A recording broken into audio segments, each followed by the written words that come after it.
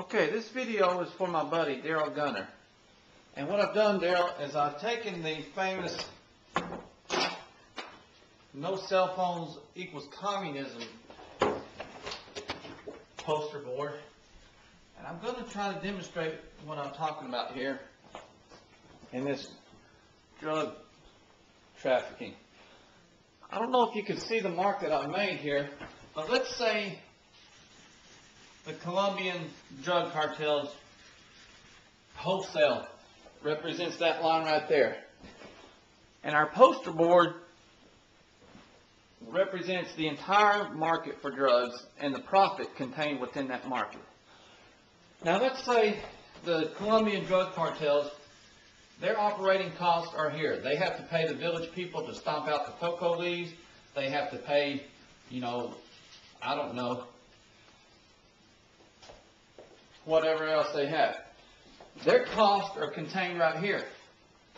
Now, what I propose is happening is they could earn a nice profit selling to big U.S. importers somewhere along here. Would be a reasonable reward for their efforts.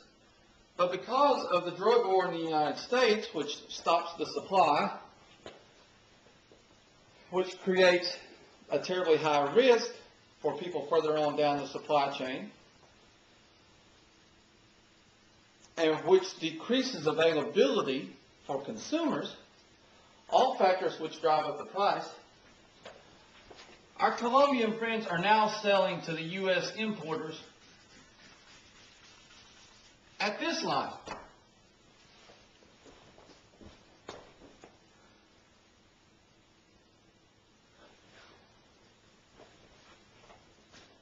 I'm not saying that the Colombian drug cartels are going to sell their product at a price below this line just to be nice to the drug addicts in the United States, and certainly they won't sell it below this line. What I'm saying is the United States federal government in our drug policy has artificially given them this money from here to here as an artificial bump in the price that they normally would be receiving. So what I propose is to eliminate this space in here. Then, of course, you have the big U.S. importers who are guys like the true story of the guy that was contained in the movie Blow. He buys from Colombia here at this level. Now, he's got to maintain a certain amount of employees. He's got to maintain probably an airplane. He's got to maintain passports and secret identities and documents and things like that. So he has an operating margin, of course. And let's say his operating margin necessitates that he sell at this level.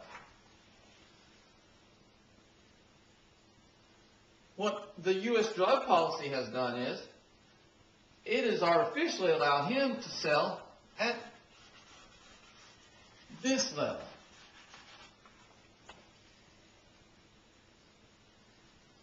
And of course, this is your guy that delivers to your major cities with a couple hundred pounds of the stuff. He does that again. He could be supplying here, but he supplies here. This comes to your big city gangs. They buy here. They could sell here, but now they're selling here. Okay? And the gangs sell to the small-time dealers, which could be selling here, but now they're selling here.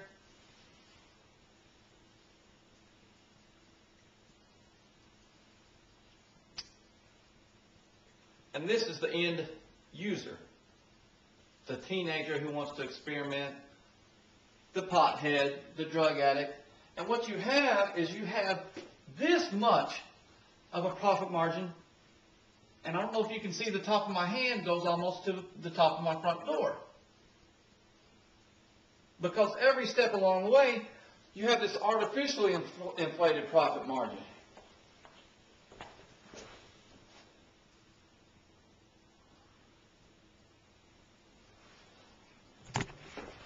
Now what I'm telling you is, see, there's the Colombian, there's where they could sell, there's the space in between, here's where they actually do sell, here's the big U.S. importer, or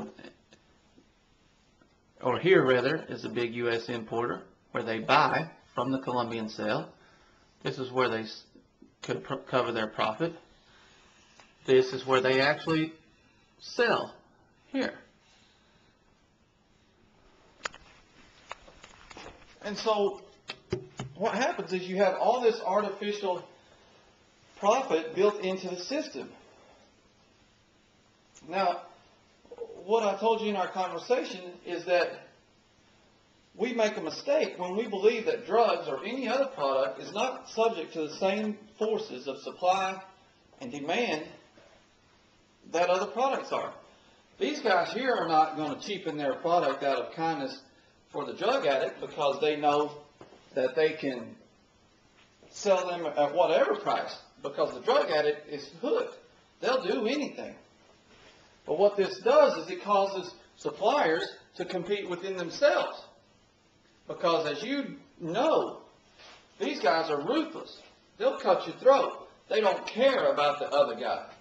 But if there's a guy in Oklahoma, and say one of these city level gangsters can go and get it, or one of these small time drug dealers can go get it from a city level gangster who can buy it from a producer right here in Oklahoma, why would they go through all this added expense and go all the way back down to the big U.S. importer, then to the Colombian drug cartels? We're talking about total legalization. You're talking about completely eliminating, Daryl,